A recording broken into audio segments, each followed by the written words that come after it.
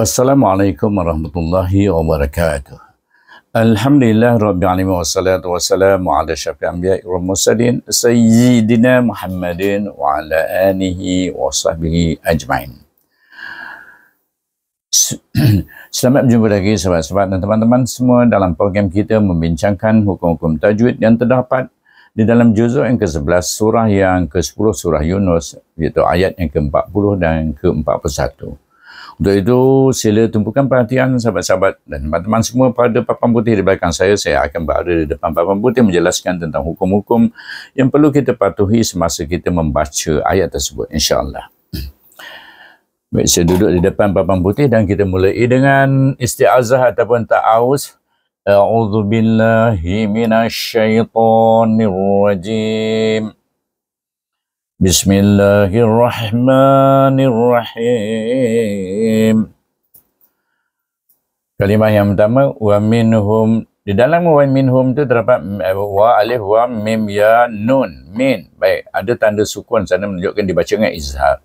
Kenapa dibaca izhar? Kerana dia bertemu dengan huruf khalqiyah. Jadi hukum mesti dipatuhi, iaitu kita tak boleh panjang, tak boleh dengung pada huruf nun tu, Wa minhum. Baik. Wa mim pula bertemu dengan mim, maka hendaklah dibaca dengan idgham syafawi ataupun dipanggil idgham mislain shaghir dengan dengung 2 harakat. Macam mana bacaannya? Wa minhum may yu'min. Baik. Mim alif nun sukun juga tapi tak ada tanda sukun, dia bertemu dengan huruf ya. Huruf ya adalah huruf idgham naqish. Idgham yang tidak sempurna apabila tanwin bertemu dengan hurufnya. Bila huruf ya ini ataupun huruf waw, maka dibaca dengan idgham ma'al gunnah juga dengan dengung, tetapi dengungnya pada ya. Dia walaupun nun tu dihazafkan zatnya, dia masih berdengung, iaitu may yu'minu. Baik, yu'minu bihi. Baik, terus sambung. Yu'minu bihi, tak ada apa hukum sini. Sini saja ada hukum menyambung antara man dengan yu'minu, dan kemudian sini ada hukum antara wa minhum dengan may. Baik, bihi. Sini tak ada apa hukum. Baik, bihi ini ha damir berada antara huruf ba yang berbaris ataupun antara 2 huruf yang berbaris. Di sini keadaan di sini kes ini ba berbaris, waw berbaris. Baca mat silah kasirah 2 harakat. Ditambah huruf ya di sini supaya dia boleh baca dengan mat. Sebab itu dia huruf ya tu. Dia selepas huruf ha damir. Kemudian kita bertemu dengan wa minhum, sekali lagi sama juga izah halqikan dia pada min, dan hum pula bertemu dengan mim juga sama juga, idgham syafawi dan idgham mislain shaghir sama, hum mim ni. Dan kemudian baru pergi bertemu dengan mim alif nun sukun pula. Tapi kali ini mim itu man itu man bukan min. Man wa minhum man bertemu dengan huruf lam. Lam adalah huruf idgham tapi tidak boleh didengungkan. Maka dibaca dengan idgham bila guna. Macam mana nak bacanya? Hazafkan nun terus sama sekali. Mim alif lam mal. Wa minhum mal la pula menafikan tentang seseorang itu beriman atau tidak beriman. Iaitu maknanya tidak beriman. La yu'minu bihi mereka. Tidak beriman mereka. Ya, maknanya mat tabri'ah, penafian. Lam alif itu mat tabri'ah. Ya wa manzah mim waw mim ya min nun waw nun bi ba ya bi. Baik, kita kalau wakaf pun kita akan baca dengan la yu'minu bih. Tapi kalau wasal kita kena baca dengan mat silah kasirah. Kerana ujung ini huruf yang terakhir sebelum jim, wakaf jaiz ini, huruf jim ni adalah huruf ha damir. Dan apabila dia dibaca wasal dengan waw sana, makna damir berada antara huruf ba dengan huruf waw yang baris. Sama tak sini? Sama. Ba dan waw juga sama. Jadi tak ada bayan, senanglah ingat. Waw sama sana. Mana sini pun mat silah kasirah. Bila wasal saja. Kemudian bagi pada wa rabbuka. Wa alif wa ra alif ba bertasydid dengan ba ra alif ba. Rabb ba wa bu. Rabbuka. Habis. Okey, setelah selesai, kita pergi pada barisan kedua, sambung hamzah lam ain a lam alif lam mim wa mu wa rabbuka a'lamu bil. Baik, ba ya bertemu dengan alif lam kamariyah, izah kamariyah dia. Ba ya lam bil. Bila Iza Kamari kita akan baca pada lam. Di mana-mana pun. Kalau Iza Kamari mesti dimatikan pada huruf lam. Ba, ya, lam, bil, mim, waw, fa, muf, sim, ya, sid, dal, ya, di, dan nun disukunkan, maka nun sukun mendatang, maka mat arid disukun. Dibaca dengan mat kerana huruf mat bertemu dengan huruf sukun yang mendatang, huruf nun yang disukunkan. Jadi bacaannya dengan mat arid disukun 2, 4 atau 6 harakat. Baik, selesai ayat yang ke-40. Kita baca dulu. A'udzubillahi minasyaitonirrajim. Bismillahirrahmanirrahim. Wa minhum may yu'minu bihi wa minhum man la yu'minu bihi. La yu'minu bihi wa rabbuka a'lamu bil mufsidin. Sadaqallahul azim. Ayat selesai, ayat yang ke-40. Kita pergi pada ayat yang ke-41. Bermula dengan waw alif, hamzah ya'i, wa alif wa, hamzah ya'i. Bertemu dengan nun yang sukun, hamzah yana, in. Tapi tak boleh baca wajib bergunah. Kerana dia sukun sini. Bertemu dengan huruf efa. Dan kaf ini adalah terdiri pada efa hakiki sugra. Maka hendaklah dibaca dengan efa hakiki sugra. Kaf adalah huruf efa tetapi dikumpulkan dalam sugra. Dan dia adalah efa hakiki, dibaca dengan efa hakiki sugra. Maksudnya dia cenderung pada kaf. Idgham. Pada idgham. Hamzah ya kaf. Dia tidak cenderung pada in. Dia cenderung pada kaf. Iaitu apabila sugra cenderung pada idgham. Kalau kubra cenderung pada izhar. Baik. Wa in kazzabu, bu dibaca dengan mat asli. Kazzabu, ka alif ka, fa alif fa, qaf, waw, lam, kul. Tetapi dia bertasydid dengan huruf lam.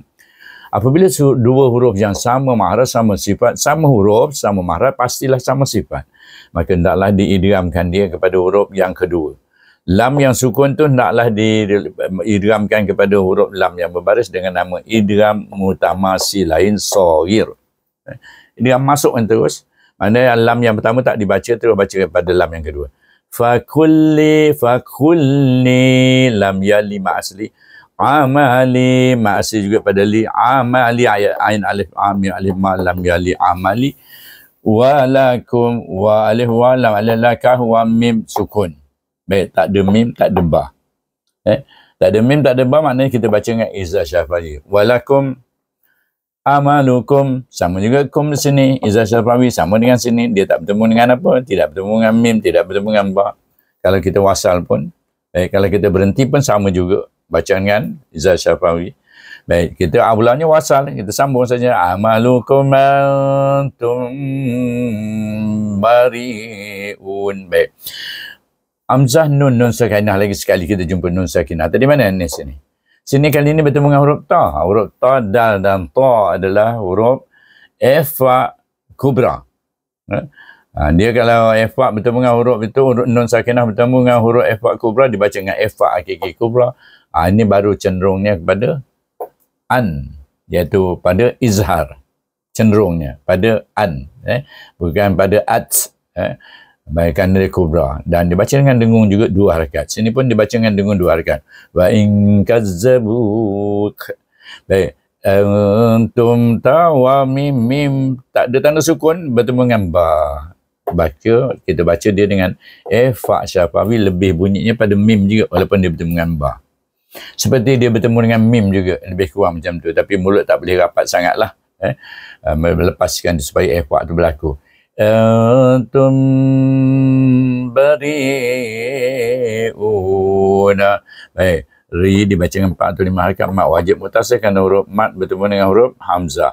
Hamzah waw. Waw berhamzah bertemu dengan waw.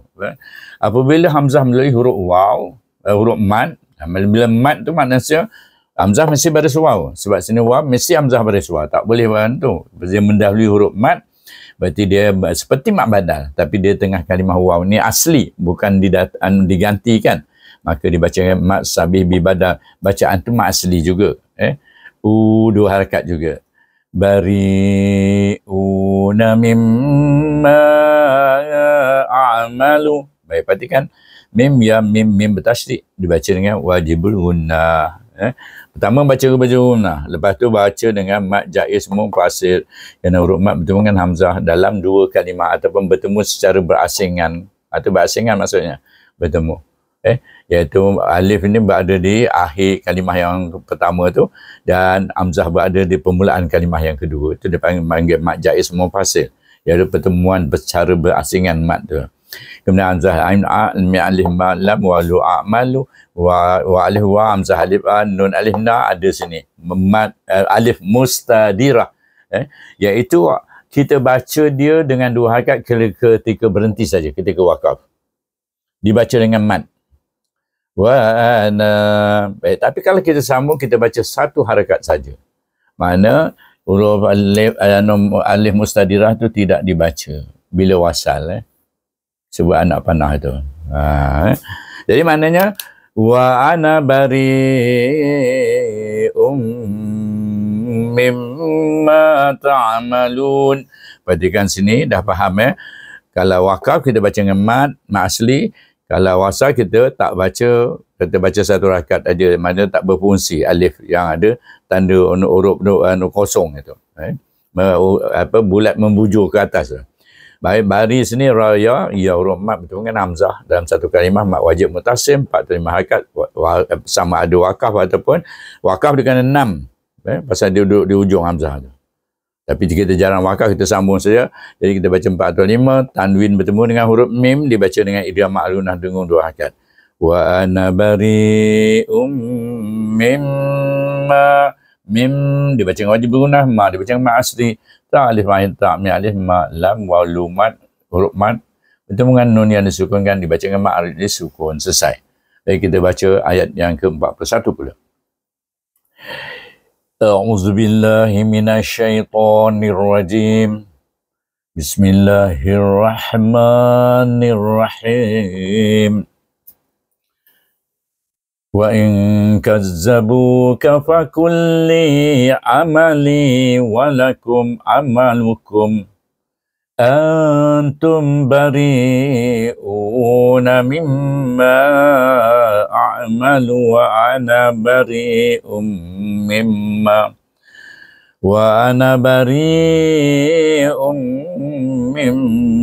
ta'malun. Kalau kita tak boleh nafas kita pendek, kita nak berhenti tadi macam saya tadi, saya rasa tak boleh lepas ta'malun, saya berhenti kat situ. Mimma, tapi saya balik semula baca. Wa ana bari'um mimma ta'malun. Okey, sadaqallahul azim. Baik, kita lihat apa makna ayat yang kita baca. Kita kena tahulah.